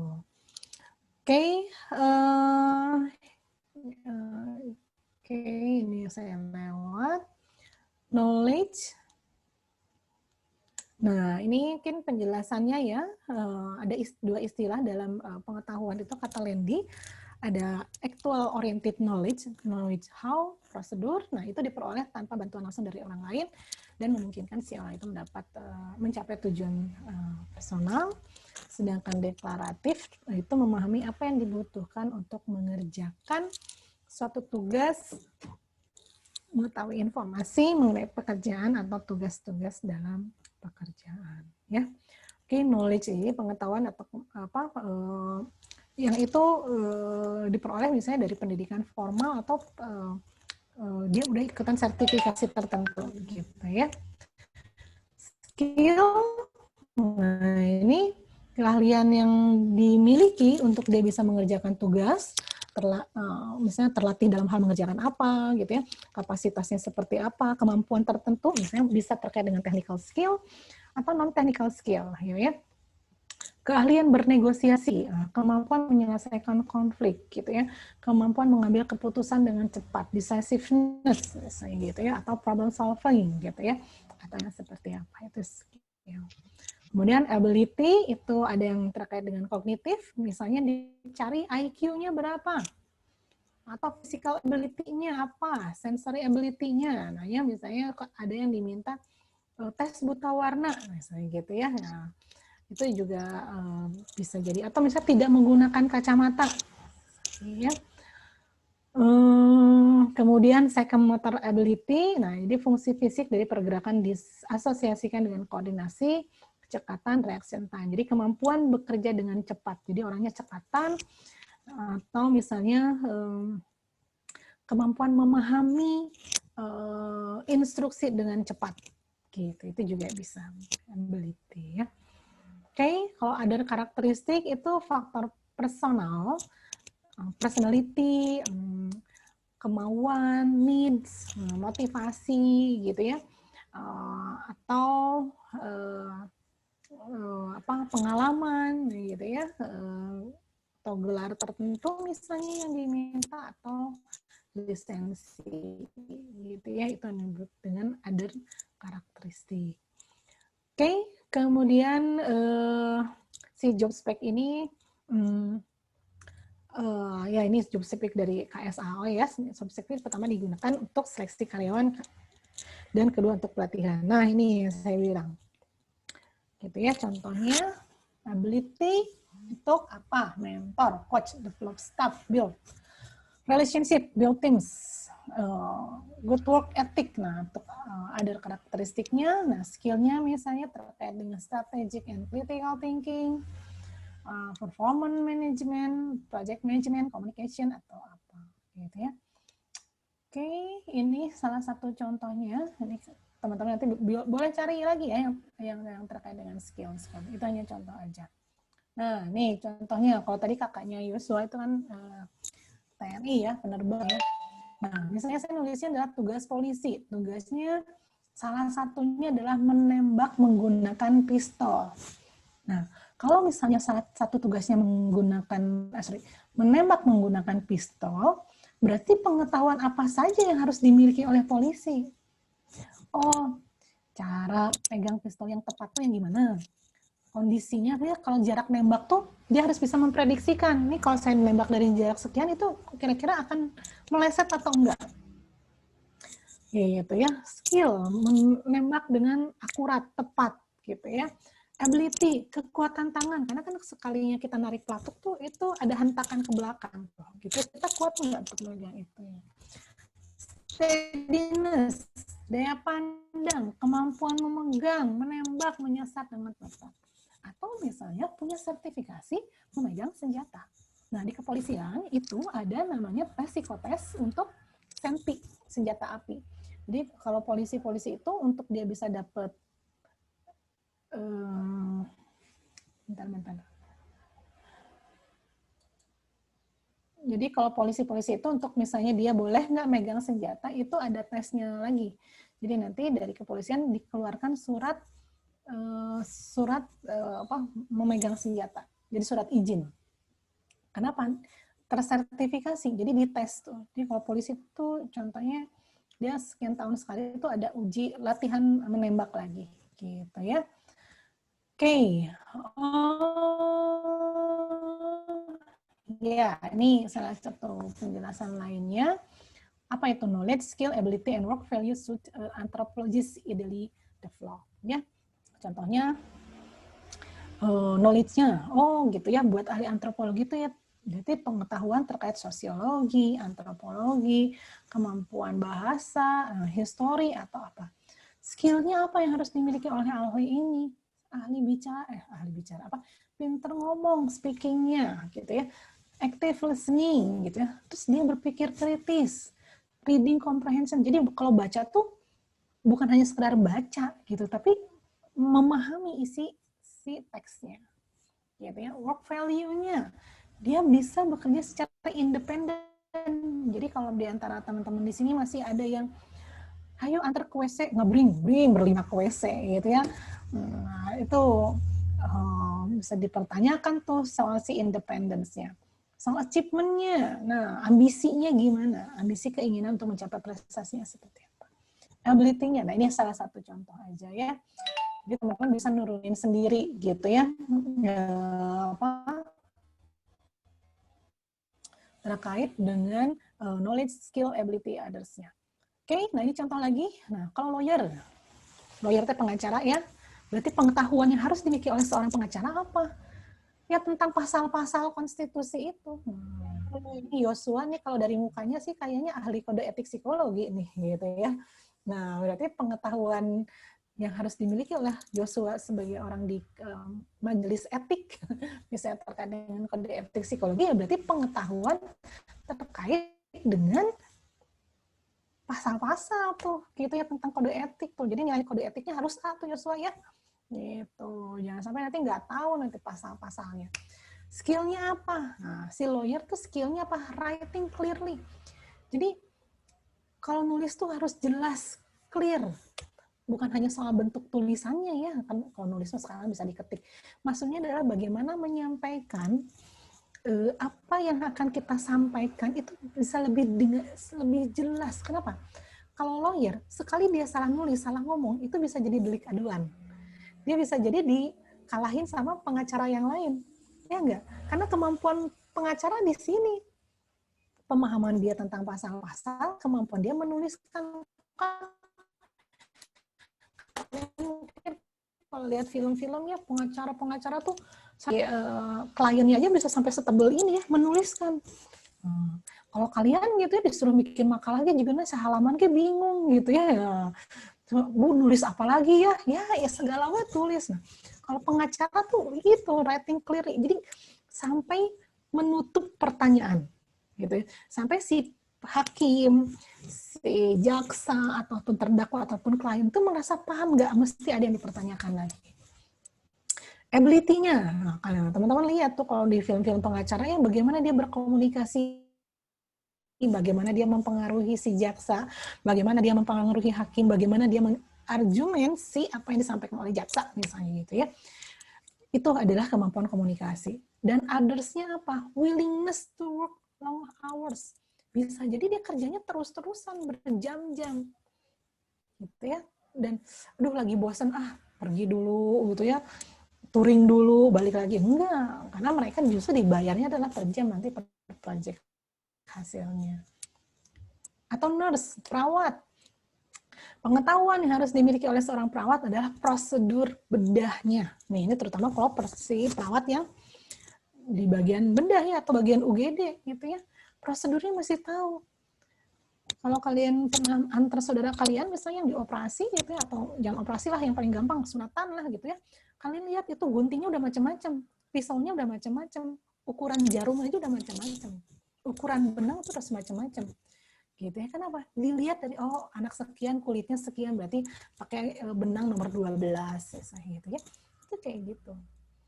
Drawing bloods. Nah, jadi bisa melihat gitu ya cara Nancy itu kayak gimana. Misalnya pas dia keluar darah, kalau kita makan misalnya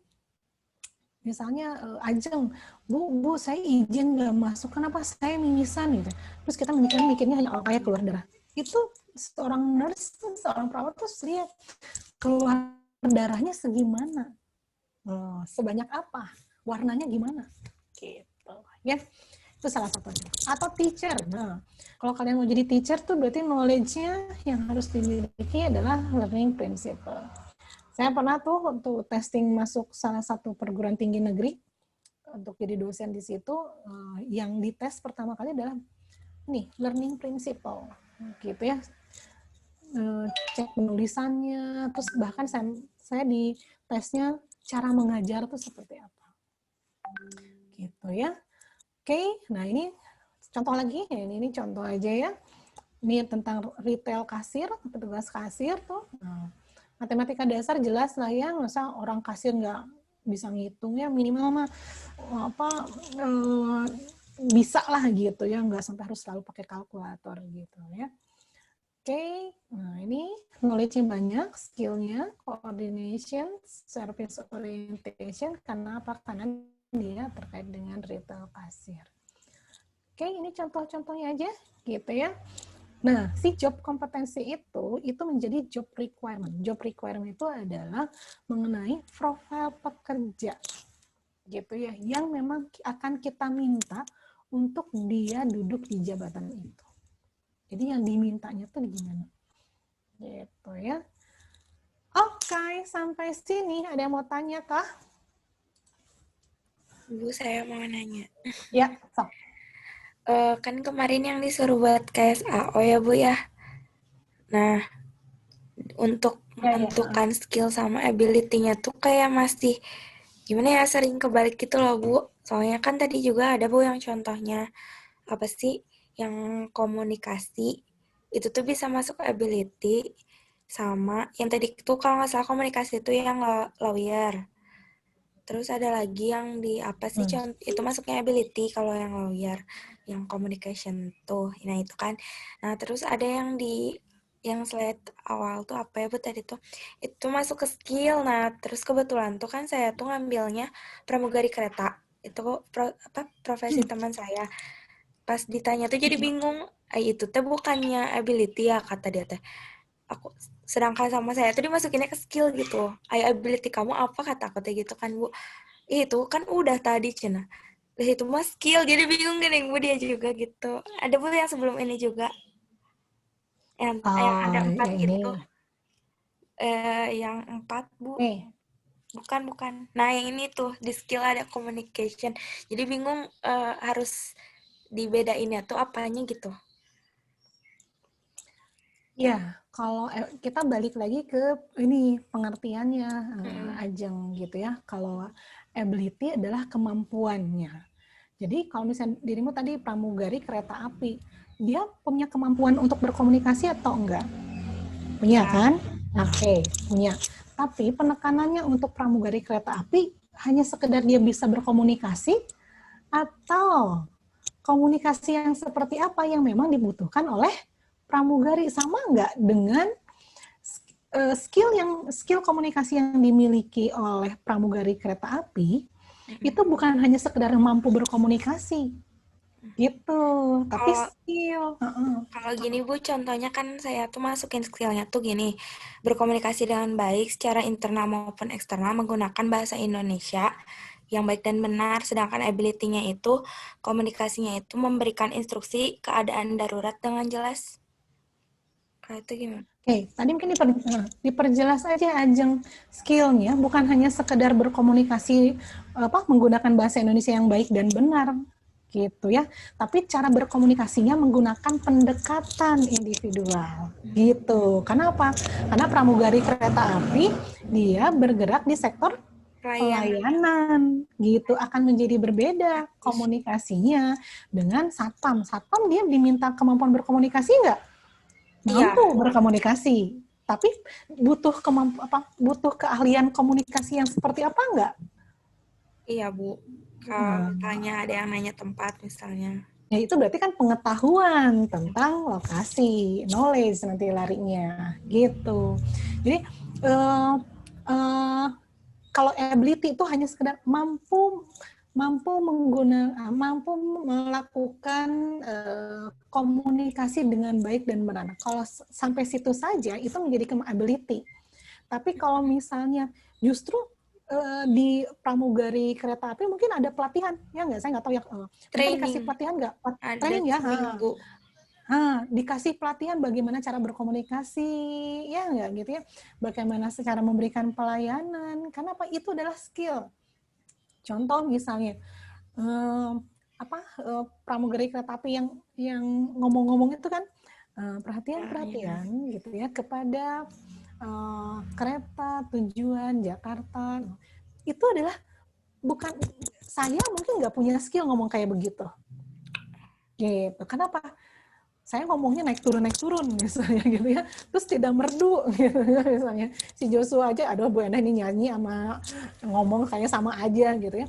Tapi itu skill yang memang harus dimiliki oleh seorang pramugari kereta api. Ini skillnya adalah soal di communication, skill khusus gitu. Jadi kalau misalnya dirimu nanya, keahlian apa sih yang harus dimiliki oleh nanya ya ke temannya sebagai seorang pramugari, bisa, jadi kita dengerin aja dia ngomong, kita yang masukin ke kotak-kotaknya gitu loh, Jeng. Iya Bu, emang Ajeng tuh gitu kan. Nah terus tuh Ajeng tuh bingung sama Ajeng tuh jelasin kenapa ini belum ada ability-nya gitu kan tadinya tuh. Sama Ajeng tuh dimasukinnya ini mah masuknya skill semua gitu. Terus aku nanya lagi Bu, ada nggak kalau misalnya itu kemampuan khusus misalnya kayak gitu kan. Terus dia tuh ngejelasin ada lagi, ya pokoknya mah intinya mah di bagian pelayanan harus teliti cekatan. Oh ya ini ability berarti mungkin ya udah aja masukin ability gitu Bu, bingung lagi gitu soalnya dia juga ya udah dah gitu doang sih katanya tuh gitu. Jadi Ajeng yang ngelompokin sendiri tapi bingung gitu ngebedain masuk ke skill atau ability-nya. gitu. Baliknya itu aja sih sebenarnya, lebih ke keahlian yang memang dia ahli, bukan hanya sekedar mampu aja.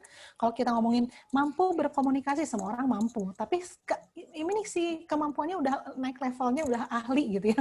Jadi keahlian komunikasinya gitu ya, keahlian mempersuasi, misalnya keahlian bahasa Inggris, kan itu bukan hanya sekedar kemampuan bahasa Inggris ya, tapi kemampuan skill communication. Kan kalau misalnya kemampuan bahasa Inggris TOEFL-nya berapa misalnya 400 gitu ya, tapi dia nggak terbiasa ngomong. Nah, padahal yang dituntut adalah skill-nya adalah tadi.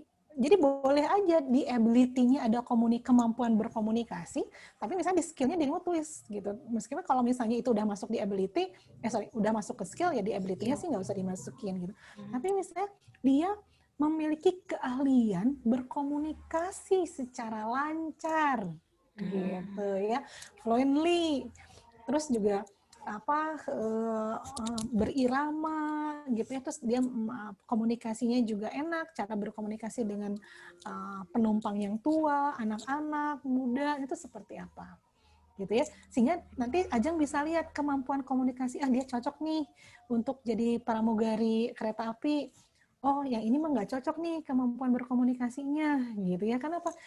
Gaya komunikasinya beda-beda, gitu ya. Keahlian komunikasinya beda-beda, gitu ya. Itu ngomongin tentang skill, gitu. Jadi skill tuh lebih ke yang dia memang punya keahlian khusus yang memang itu menjadi bedanya dengan yang lain ya, kayak nah ini kalau polisi nih, skill menembak menggunakan pistol dengan akurat. Bu, apa bedanya dong dengan memiliki kekuatan, kemantapan, dan daya pandang untuk memegang, menembak, menyasar dengan tepat? Ya, gitu ya. Kalau keahlian mungkin dia udah berapa jam terbang untuk menggunakan senjata. Udah sangat ahli banget. Gitu ya. Tapi kalau ability, dia mampu nggak? Mampu. Tapi terlatih nggak? Terlatih nggak menggunakan si senjata itu? Gitu. Jadi si dianya sendiri terlatih nggak? Bukan hanya sekedar mampu, tapi terlatih nggak? Itu yang menjadi skillnya. Gitu ya. Mampu menggunakan komputer, Microsoft Word gitu ya misalnya. Tadi kan cuma ditanya, Anda bisa diganti. Tapi ketika dites, coba kemampuan Bu Endah ngetik pakai Microsoft Word-nya seperti apa? Biasanya Bu Endah ngetiknya pakai 11 jari. Mampu nggak ngetik saya? Mampu mengetik. Tapi skill-nya saya bagus nggak? Atau misalnya, aduh Bu Endah teh iya sih bisa ngetik pakai Microsoft, tapi maknya ngetik dengan 2 jari gitu ya, 11 tak itu kan berarti nggak, skillnya nggak ada tuh, keahlian untuk mengetik dengan cepat dan menggunakan 10 jari. Nah, ini kan sama-sama ngetik, ya nggak? Ability dan skill sama-sama ngomongin tentang mengetik, tapi skillnya jadi beda. Gitu, Ajeng. Oke, jadi dirimu tugas yang dikumpulnya tentang pramugari ya? Iya, Bu. Nah, dirimu harus bedain tuh ya, pramugari kereta, pramugari pesawat terbang, sama kapal gitu ya. Itu sama-sama pramugari. Tapi ini yang menjadi khasnya tentara, khasnya kereta tuh apa? Gitu ya. Yang mungkin dia harus steady gitu ya. Pas lagi keretanya goyang-goyang, dia harus ajak lah gitu. Jadi seperti itulah contohnya ya. Oke. Ada yang lain? Ada yang mau tanya? Ya, enggak. Ada yang mau tanya lagi?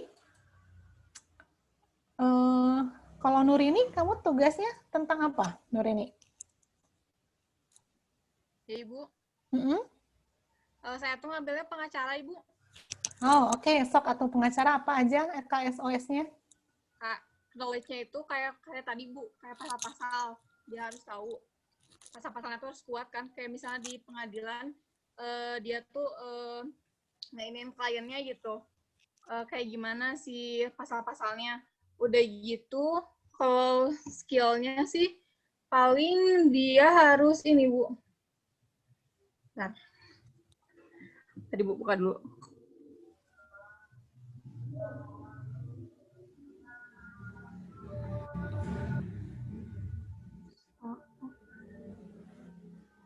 Masih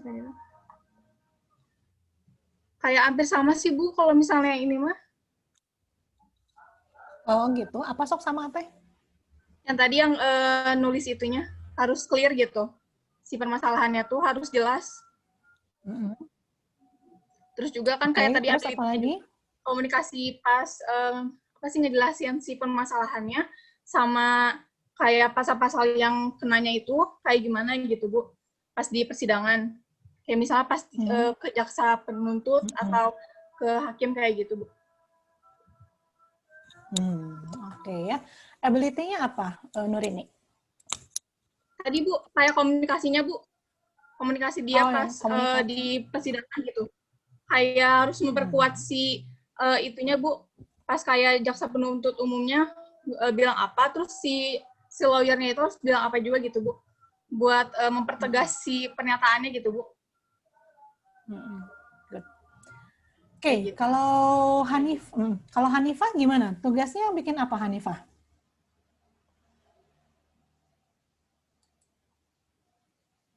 Hanifah ada? Tadi ada Hanifah? Hanifah ada? Iya, Bu. Tugasnya apa Hanifah? Kalau aku dokter, Bu. Oke, dokter apa? Dokter umum. Di mana? Aku nyarinya di internet sih, Bu, waktu itu. Jadi kayak, ya udah deh. Oh, kan dokter tuh beda-beda, Hanifah. Dia di rumah sakit atau di puskesmas atau di klinik? Kayaknya di rumah sakit, Bu. Soalnya kayak dokter umum aja gitu, Bu. Ya udah nanti diperbaiki lagi ya Hanifah ya. Iya Bu. Karena kan nggak bisa kalau misalnya hanya sekedar dokter aja tuh nggak bisa gitu. Karena dia pekerjaannya beda macam-macam. Ada dokter yang ngurusin UGD, ada dokter yang ngurusin untuk edukasi aja gitu ya. Di dinas kesehatan tuh dokter semua, tapi mereka jarang meriksa pasien. Itu akan jadi beda lagi gitu ya. Kan prinsipnya kalau analisa jabatan kan mesti jelas gitu ya. Oke. Kemudian kalau pengacara itu beda, pengacara, lawyer dengan notaris itu beda, meskipun basicnya adalah sarjana hukum, gitu ya. Karena aktivitasnya itu berbeda, gitu ya. Kemudian kalau nggak salah waktu pertemuan berapa saya waktu itu pernah cerita tuh gitu ya, harus clear ya. Oke, kalau gitu Resa Sandra, tugasnya apa San? Resa?